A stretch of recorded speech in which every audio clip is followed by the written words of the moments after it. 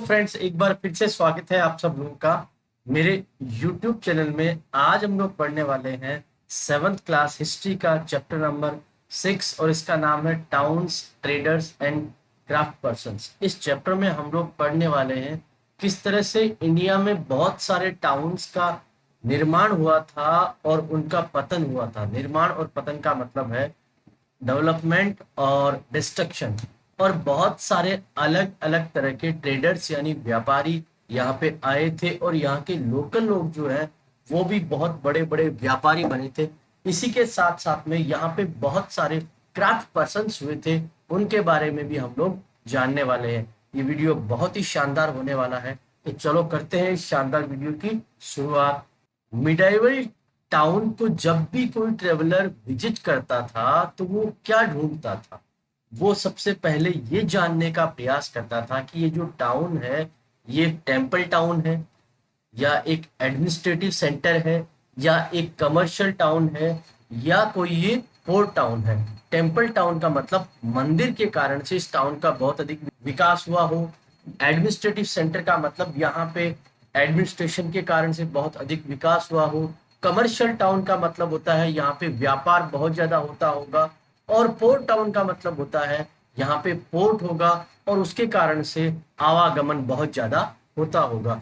वास्तव में बहुत सारे टाउन ऐसे थे जिन्होंने एक साथ में कई कामों को किया था, जिसमें एडमिनिस्ट्रेटिव सेंटर्स और टेम्पल टाउन के साथ साथ वो कमर्शियल एक्टिविटीज और क्राफ्ट को भी प्रोड्यूस किया करते थे। चलिए जानते हैं इनके बारे में। सबसे पहले जानेंगे एडमिनिस्ट्रेटिव सेंटर्स के बारे में। आपने चैप्टर 2 में चोला डायनेस्टी के बारे में पढ़ा है। अब हम तंजौर के बारे में थोड़ा इमेजिन करते हैं, जो कि चोलास की कैपिटल रही है आज से हजारों साल पहले। उस समय वहां पे पेरेनियल रिवर जो कावेरी है वो बहा करती थी और ये टाउन बहुत खूबसूरत था। पेरेनियल रिवर का मतलब होता है एक ऐसी नदी जो पूरे साल लगभग बहती है। और यहाँ पे राजा राजेश्वर जो टेम्पल है, जो कि राजा राज चोला के द्वारा बनाया गया था, उसकी जो घंटियां हैं वो आसानी से सुनाई देती थी। और इस टाउन के जो लोग जो थे वो हमेशा इस चीज की तारीफ किया करते थे, जो कि आर्किटेक्ट कुंजा रमलन राजा राज पेरुंतछाछन, जिन्होंने बहुत ही शानदार तरीके से इस टेम्पल की वॉल और टेम्पल का निर्माण कराया था। और इस मंदिर के अंदर एक बहुत ही बड़ा शिवलिंग जो है उसका भी निर्माण करवाया गया था।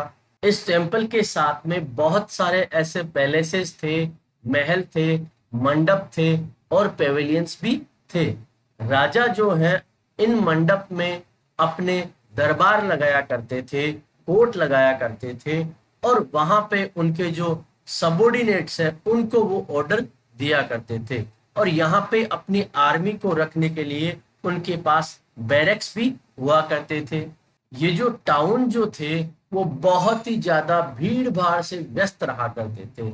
इसमें ऐसे मार्केट हुआ करते थे जो ग्रेन्स को, स्पाइसेस को, क्लोथ को और ज्वेलरी को सेल किया करते थे। इस टाउन के लिए वाटर सप्लाई जो है वेल्स और टैंक से हुआ करती थी। थंजौर और उसके पास में जो टाउन है उरियर, वहां के जो सलिया वीवर्स हैं वो हमेशा व्यस्त रहा करते थे क्लॉथ को प्रोड्यूस करने में। और ये क्लॉथ जो है मंदिर में जो भी फेस्टिवल हुआ करते थे तो उसके लिए फ्लैग्स को बनाने के काम में आया करते थे। ये बहुत ही प्यारा फाइन कॉटन जो है वो काम में लिया करते थे और राजा और उनके नोबल्स और उसी के साथ साथ में आम जनता के लिए भी ये बहुत ही प्यारा कॉटन का निर्माण किया करते थे। यहीं से कुछ दूरी पे स्वामी मल्लाई जो है, जिन्हें स्थपतिस या स्कल्पचर कहा जाता है, वो क्या करते थे, बहुत ही विशेष प्रकार की ब्रॉन्ज की जो मूर्तियां हैं जो कि बहुत बड़ी, बहुत सुंदर और उनमें घंटियां भी बनी होती थी, इस तरह के मेटल लैंप जो है वो बनाया करते थे। Temple towns and pilgrimage centres. अब हम टेम्पल टाउन और उसी के साथ साथ में धार्मिक यात्रियों के जो सेंटर्स हैं उनके बारे में पढ़ेंगे। तंजौर, जैसा कि मैंने आपको बताया, एक टेम्पल टाउन का एग्जाम्पल है। टेम्पल टाउन का मतलब ये होता है किस प्रकार से एक टेम्पल के आसपास में अर्बनाइजेशन हुआ है, इसका मतलब शहर का विकास हुआ है। और टेम्पल्स जो है वो अक्सर एक सोसाइटी की इकोनॉमी के सेंटर हुआ करते थे। टेम्पल्स के कारण से आसपास के इलाके में बहुत अधिक विकास हुआ करता था। यहाँ जो रूलर्स हैं वो टेम्पल्स इसलिए बनाया करते थे ताकि वो अलग अलग देवी और देवताओं के प्रति अपनी डिवोशन या श्रद्धा को बता सके।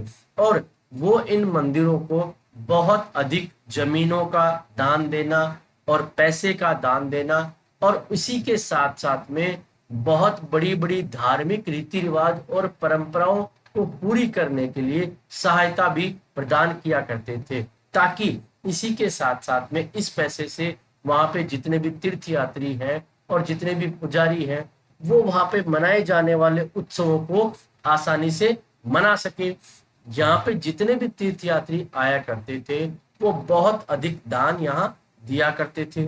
टेम्पल के जो अथॉरिटीज हैं वो अपने धन को बैंक और ट्रेडिंग में, फाइनेंस के काम में लिया करते थे। धीरे धीरे बहुत सारे जो पृष्ठ वर्कर्स, आर्टिसंस और ट्रेडर्स हैं वो क्या हुआ, उस टेम्पल के पास में धीरे धीरे आवश्यकता के अनुसार रहने लगे और वहीं पे वो बस गए।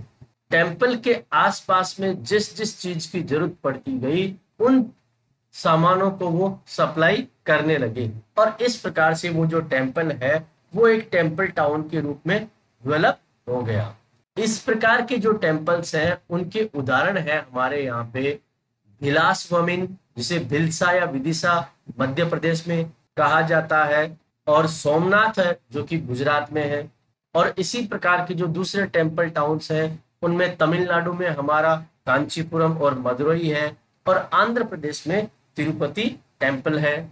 ये जो तीर्थ यात्रा के सेंटर्स हैं जिन्हें पिलग्रिमेज सेंटर्स कहा जाता था, धीरे धीरे बड़े टाउनशिप में कन्वर्ट होने लगे। वृंदावन उत्तर प्रदेश और तिरुवन्नामलाई जो तमिलनाडु में है वो इसी प्रकार के टाउन के एग्जाम्पल्स हैं। और राजस्थान में जो अजमेर है जो कि चौहान किंग्स की कैपिटल था वो भी 12th सेंचुरी में इसी प्रकार से डेवलप हो गया था, जो कि बाद में मुगल्स के अंडर में एक सूबा हेडक्वार्टर बन गया था। और यहाँ पे भी अगर हम बात करें तो अलग अलग धर्मों के जो लोगों की जो एकता थी वो भी काबिले तारीफ थी। ख्वाजा मोइनुद्दीन चिश्ती जो है, जो कि यहाँ के बहुत प्रमुख संत थे जिनके बारे में आप चैप्टर 8 में भी पढ़ेंगे, वो यहाँ लगभग 12th सेंचुरी में सेटल हो गए थे। उन्होंने अलग अलग धर्म और जातियों से, जिन्हें कि हम क्रीड कह सकते हैं, भक्तों को अपनी तरफ आकर्षित किया था। और अजमेर के पास में एक लेक है या झील है जिसे पुष्कर कहते हैं, उसने भी बहुत अधिक धार्मिक तीर्थ यात्रियों को अपनी तरफ आकर्षित किया था। Bronze, bell metal and the lost wax technique, उस समय में ब्रोंज जो है वो एक अलॉय हुआ करता था जिसमें कॉपर और टीन दोनों को मिलाया जाता था। बेल मेटल जो है उसमें क्या करते थे कि टीन का जो प्रपोर्शन है, जो मात्रा है, वो बाकी के जो ब्रोंज है उनसे ज्यादा हुआ करती थी और इसी कारण से ये एक बैल की तरह साउंड दिया करती थी।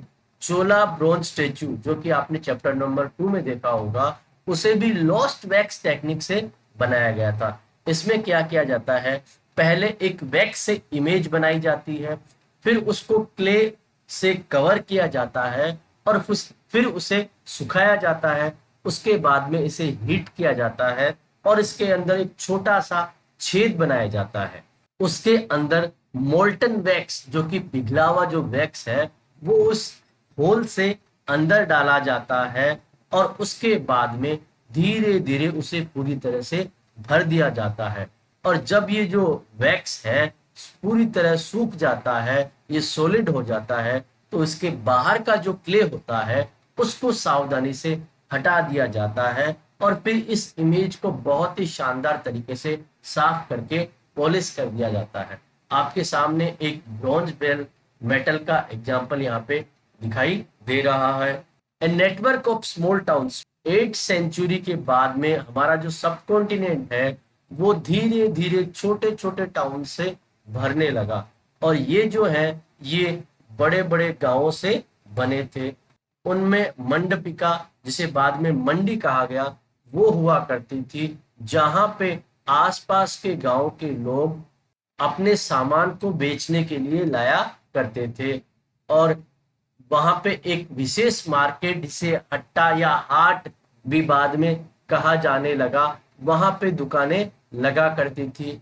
और उसी के साथ साथ में इन स्ट्रीट्स में अलग अलग प्रकार के आर्टिसंस, जैसे कि potters, oil pressers, sugar makers, toddy makers, smith और स्टोन मेसन्स आदि भी उपलब्ध हुआ करते थे। और कुछ ट्रेडर्स जो है वो इस टाउन में रहा करते थे। दूसरे जो है वो दूसरे टाउन से ट्रेवल करके यहाँ आया करते थे। यहाँ पे बहुत दूर दूर से और पास से भी लोग आया करते थे लोकल आर्टिकल्स को खरीदने के लिए और बेचने के लिए।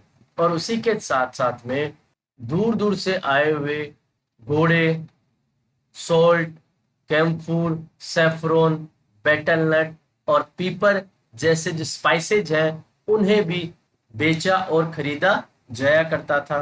धीरे धीरे वहां पे सामंत, जिन्हें बाद में जमींदार कहा जाने लगा, उन्होंने धीरे धीरे फोर्टिफाइड पैलेसेस का निर्माण कर लिया इन टाउन के पास में।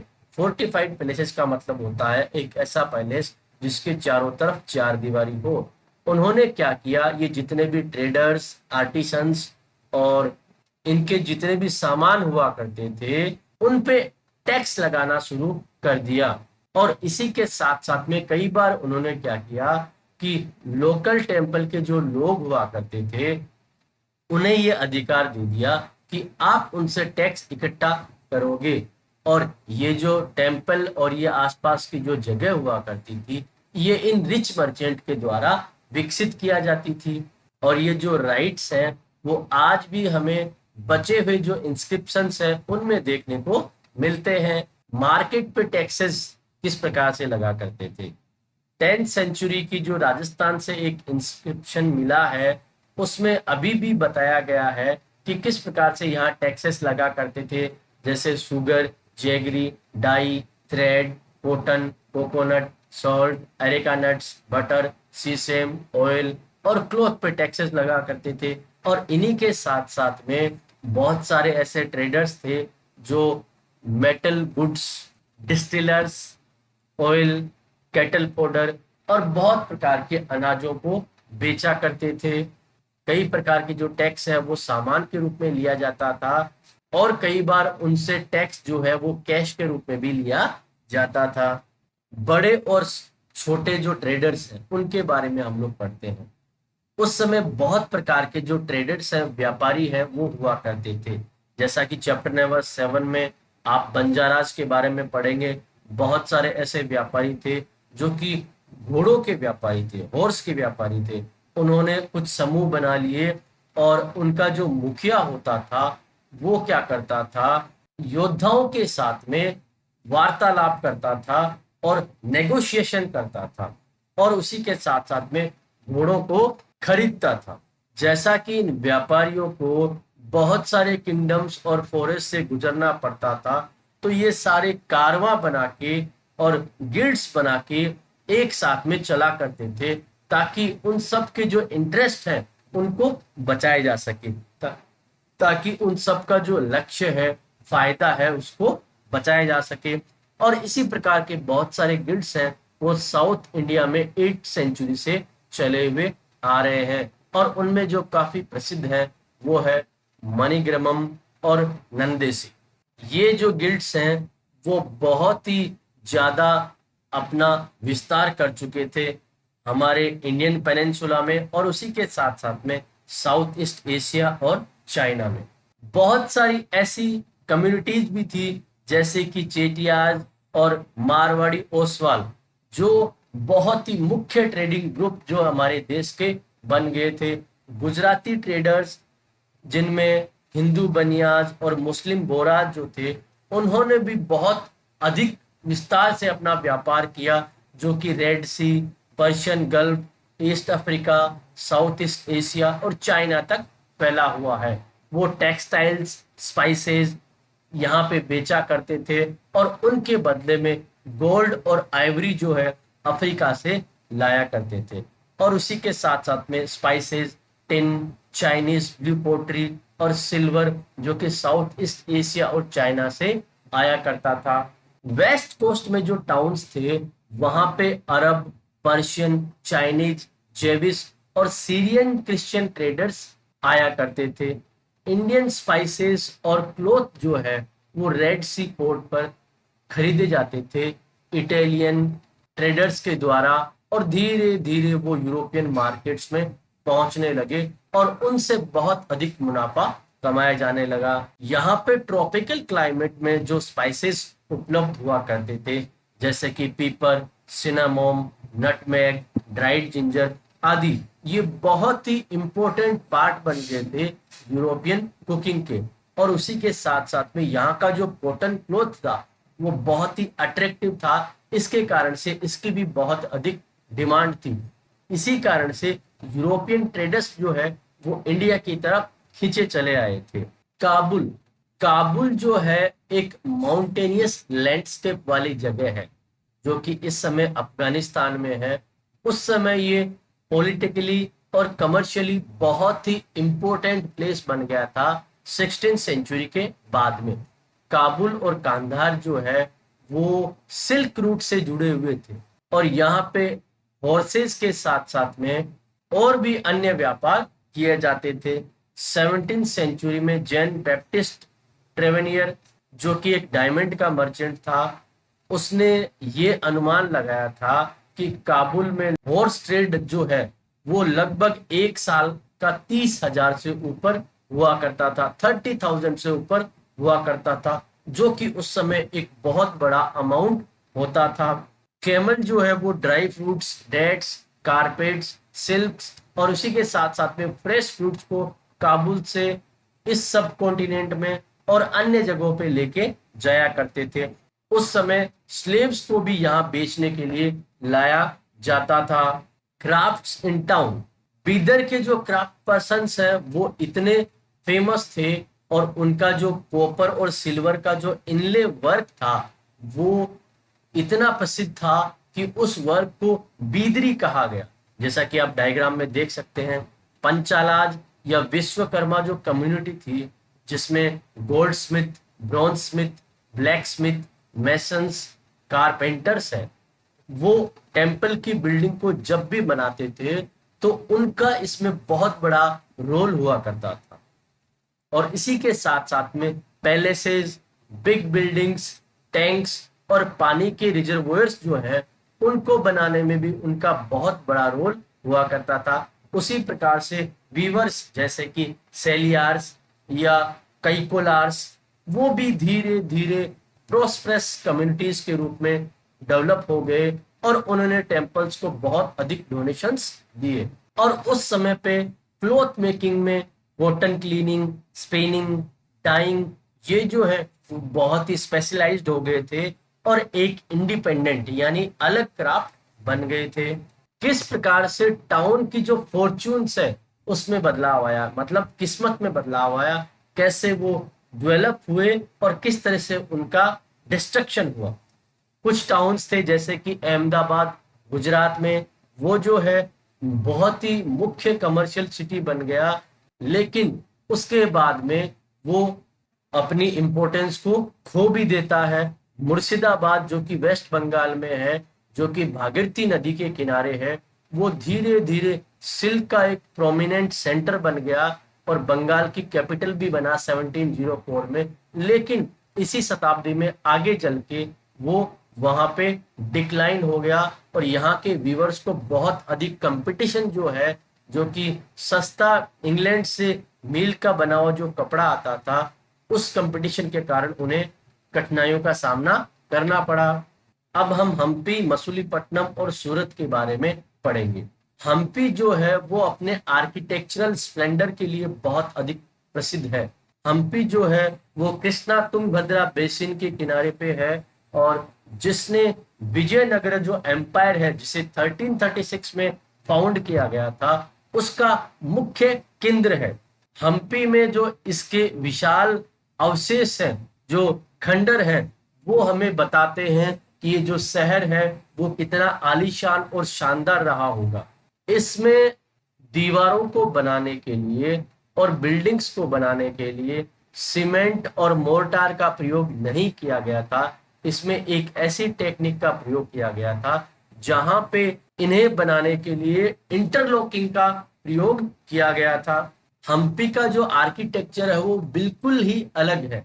रॉयल कॉम्प्लेक्स में जो बिल्डिंग्स हैं उनके आर्क्स जो हैं वो बहुत बड़े हैं, उनके डोम्स बहुत अलग हैं और उनके हॉल जो हैं उनमें बड़े बड़े पिलर्स हैं और उसी के साथ साथ में उनके जो कपबोर्ड्स हैं और उनके जो मूर्तियों को होल्ड करने के लिए जो पिलर्स बनाए गए हैं उन्हें इतना शानदार बनाया गया है कि इन्हें आज भी देखा जाए तो बड़ा आश्चर्य होता है।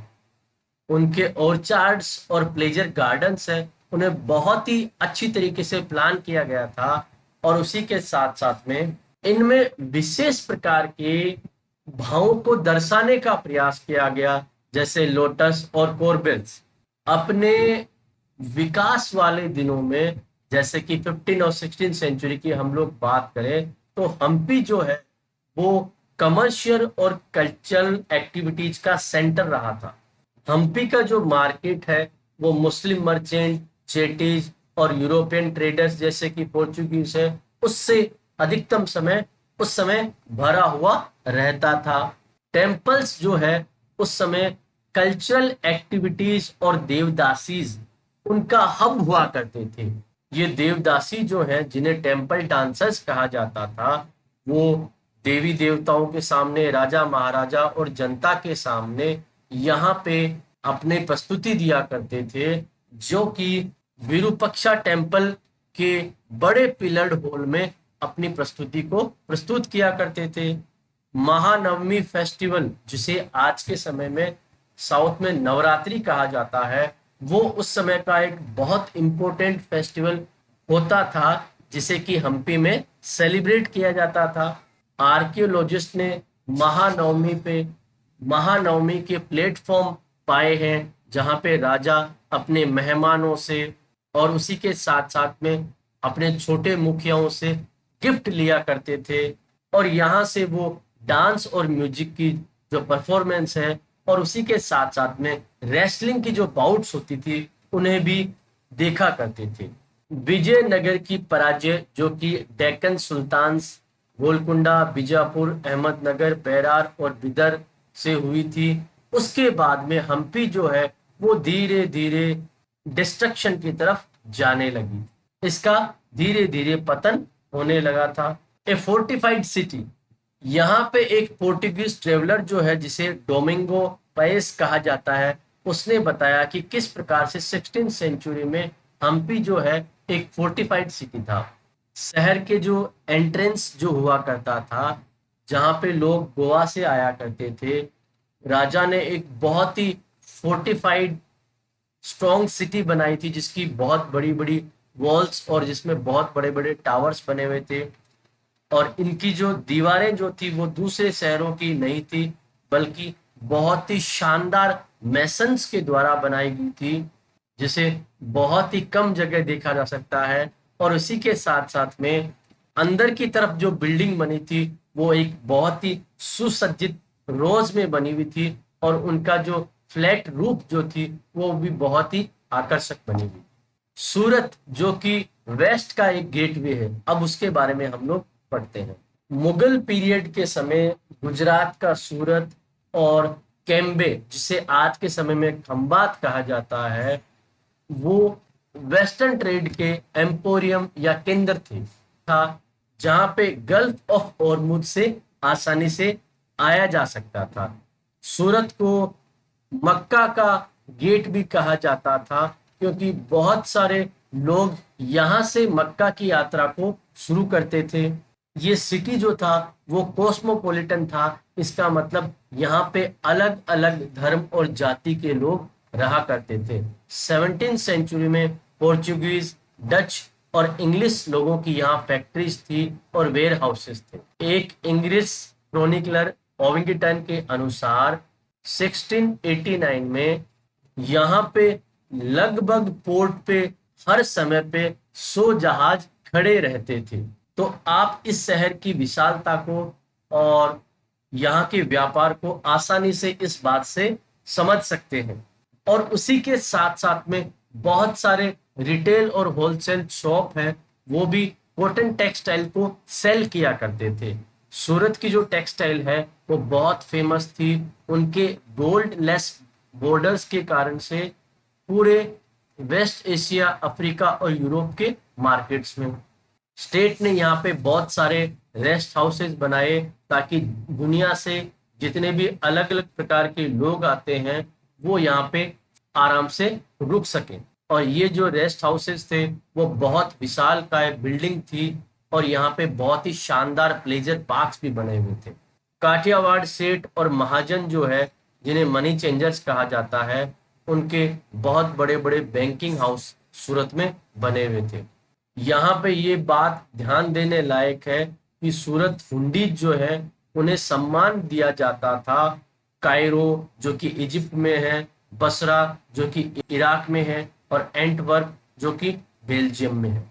धीरे धीरे सूरत जो है वो डिक्लाइन होने लगा 17th सेंचुरी के एंड तक। इसके कई कारण रहे। मार्केट का धीरे धीरे यहाँ लॉस हुआ और यहाँ की जो प्रोडक्टिविटी थी वो भी मुगल एम्पायर के पतन के साथ में कम होने लगी और सी रूट्स जो है उनका कंट्रोल जो है पोर्टुगीज और उसी के साथ साथ में ईस्ट इंडिया कंपनी के हाथों में चला गया। आज फिर से सूरत जो है एक बहुत बड़ा कमर्शियल सेंटर वापस बन चुका है। Fishing in troubled waters, Masulipatnam या मछलीपट्टनम, जिसे कि फिश पोर्ट टाउन कहा जाता है, ये कृष्णा रिवर के डेल्टा पे है। 17th सेंचुरी में यहाँ पे बहुत अधिक एक्टिविटीज हुआ करती थी। डच और इंग्लिश ईस्ट इंडिया कंपनीज है, उन्होंने मसूलीपट्टनम को कंट्रोल करने का प्रयास किया और ये आंध्रा का सबसे इम्पोर्टेंट पोर्ट बन गया था। और मसूलीपट्टनम में जो फोर्ट है वो डच लोगों के द्वारा बनाया गया था। गोलकुंडा के जो कुतुबशाही रूलर्स हैं, उन्होंने यहाँ पे अपना एकाधिकार साबित करने का प्रयास किया और टेक्सटाइल्स, स्पाइसेस और दूसरे आइटम्स को व्यापारियों के हाथ से और ईस्ट इंडिया कंपनी के हाथ में जाने से रोकने का प्रयास किया। और जितने भी ट्रेडिंग ग्रुप्स थे, जैसे कि Golconda nobles, Persian merchants, Telugu Komati, Chetties और यूरोपियन ट्रेडर्स हैं, उनमें बहुत अधिक कंपटीशन होने लगा और इसी के कारण से ये सिटी जो है वो बहुत भीड़ भाड़ वाली और बहुत अधिक पैसे वाली बन गई थी। जब मुगल्स ने अपना विस्तार गोलकुंडा की तरफ किया तो उनके एक गवर्नर मीर जुमला जो है, जो कि एक व्यापारी था, उसने क्या किया, डच और इंग्लिश को आपस में टकराने पर मजबूर कर दिया और 1686-1687 में मुगल एम्परर ने गोलकुंडा पे अपना अधिकार जमा लिया। इसके कारण से यूरोपियन कंपनीज को दूसरे अल्टरनेटिव्स की तरफ देखना पड़ा। ईस्ट इंडिया कंपनी की ये एक नई पॉलिसी थी कि उन्हें एक पोर्ट से ही कनेक्शन नहीं रखना चाहिए जहां के पास में हिंटरलैंड्स हो। हिंटरलैंड्स का मतलब होता है ऐसी जगह जहां पे आर्मी को रखा जाता हो। कंपनी ने नए ट्रेड सेंटर्स की कमी महसूस की और ये भी सोचा कि उसी के साथ साथ में पॉलिटिकल, एडमिनिस्ट्रेटिव और कमर्शियल रोल्स भी उन्हें निभाने होंगे। और कंपनी के ट्रेडर्स बॉम्बे, कलकत्ता, मैड्रास की तरफ चले गए और मसूलीपट्टनम जो है उसने अपने व्यापार को और अपनी प्रॉस्पेरिटी को 18th सेंचुरी के अंत तक आते आते खो दिया और उसके बाद में ये एक साधारण शहर के अलावा कुछ नहीं बचा था। न्यू टाउन्स एंड ट्रेडर्स, 16 और 17th सेंचुरी में यूरोपियन कंट्रीज के जो व्यापारी हैं वो यहाँ के स्पाइसेज और टेक्सटाइल्स जो कि वहाँ बहुत अधिक प्रसिद्ध थे, उन्हें ढूंढते ढूंढते यहाँ आए थे। इंग्लिश और डच और फ्रेंच उन्होंने ईस्ट इंडिया कंपनीज की स्थापना की अपने कमर्शियल व्यापार को बढ़ाने के लिए। शुरुआत में ग्रेट इंडियन ट्रेडर्स जैसे कि मुल्ला अब्दुल गफूर, वीरजी वोरा, उन्होंने बहुत बड़े बड़े शिप्स अपने साथ रखे और यूरोपियन कंपनीज ने अपने नेवल पावर को यहाँ पे यूज करना चाहा इस सी ट्रेड और यहाँ के व्यापार को कंट्रोल करने के लिए। और अंततः इंग्लिश लोग जो हैं वो यहाँ पे बहुत अधिक सक्सेसफुल कमर्शियल और पॉलिटिकल पावर बन गए थे। टेक्सटाइल की डिमांड में जो स्पर्ट यानी जो उछाल आया था, उसके कारण से स्पिनिंग, वीविंग, ब्लीचिंग और डाइंग जो है इस क्राफ्ट में भी काफी बढ़ोतरी देखने को मिली। इंडियन टेक्सटाइल डिजाइन्स और बहुत सारे लोग इन कामों से जुड़ने लगे। इंडियन टेक्सटाइल डिजाइन्स जो है वो धीरे धीरे प्रचलित होने लगी, लेकिन इस समय के बाद में इंडिपेंडेंट जो क्राफ्ट पर्सन है उनमें भी डिक्लाइन देखने को मिला। उन्होंने एडवांस के सिस्टम पे काम करना शुरू कर दिया। इसका मतलब उन्हें ऐसे कपड़ों को तैयार करने के लिए कहा जाता था जो सीधा यूरोपियन एजेंट्स को देने का पहले ही प्रॉमिस किया जा चुका होता था। अब वीवर्स को छूट नहीं थी अपने कपड़े बेचने की और अपने अनुसार उन्हें बनाने की। अब उन्हें इसी प्रकार के कपड़े बनाने पड़ते थे जिस तरह के कंपनी डिमांड किया करती थी। 18th सेंचुरी में बॉम्बे, कलकत्ता और मैड्रास जो है वो नोडल सिटीज के रूप में डेवलप हो गए थे। क्राफ्ट और कॉमर्स में धीरे धीरे बदलाव आने लगे, जैसे कि मर्चेंट और आर्टिसंस जो है वो वापस यूरोपियन कंपनीज की तरफ मुड़ने लगे थे जो अब विकसित हो रही थी। द ब्लैक्स और नेटिव ट्रेडर जो क्राफ्ट पर्सन थे वो बहुत सीमित हो गए थे और वाइट रूलर्स जो कि अंग्रेज जो थे वो अब और अधिक प्रचलित होने लगे थे। Vasco da Gama and Christopher Columbus 15th century में यूरोपियन सेलर्स जो नए नए सी रूट्स की तलाश में यहाँ वहाँ घूम रहे थे और उन्हें इंडियन सब कॉन्टिनेंट में जाने की इच्छा थी और यहाँ से स्पाइसेस को प्राप्त करने की इच्छा थी। वास्को डे गामा जो एक पोर्टुगीज सेलर था वो अफ्रीकन कोस्ट की तरफ चला गया और वहां से केप ऑफ गुड होप के पास से वो इंडियन ओशन को क्रॉस कर गया और उसको पहली यात्रा में लगभग 1 वर्ष लगा था। वह कालीकट 1498 में पहुंचा और वापस लिस्बन को लौटा जो कि पोर्चुगल की कैपिटल थी। इस यात्रा में उसने अपने 2 जहाज को खो दिया था और उनकी यात्रा में जो 170 लोग थे उनमें से भी केवल 54 लोग ही बचे थे। इतनी सारी परेशानियों के बावजूद उनको ये यात्रा बहुत ही फायदेमंद लगी और इसी के कारण से इंग्लिश, डच और फ्रेंच सेलर्स ने उनको फॉलो किया और सब इंडियन सब कॉन्टिनेंट की तरफ आने लगे थे। इंडियन सी रूट्स को तलाश करते वक्त एक विशेष प्रकार की घटना भी घटी। ऐसा मानते हुए कि पृथ्वी गोल है, क्रिस्टोफर कोलंबस जो है, जो कि एक इटालियन व्यक्ति था, उसने अटलांटिक ओशन से वेस्ट की तरफ जाते हुए इंडिया का रूट ढूंढने का प्रयास किया और वो वेस्ट इंडीज पहुंच गया और उसने इसे इंडिया मानकर उसे वेस्ट इंडीज का नाम दे दिया। वो वहां पे 1492 में पहुंचा था और उसके बाद में बहुत सारे सेलर्स और कॉन्कर्स जो कि स्पेन और पोर्चुगल से आए थे वो भी यहाँ पहुंचे थे और उन्होंने यहाँ पे पुराने रहने वालों लोगों को और उनके सेटलमेंट्स को खत्म कर दिया था। दोस्तों, मैं उम्मीद करता हूँ ये चैप्टर आपको पसंद आया होगा। इसी क्लास के और चैप्टर्स देखने के लिए प्लीज हमारे चैनल को सब्सक्राइब कीजिए और इसकी प्लेलिस्ट को भी आप देख सकते हैं।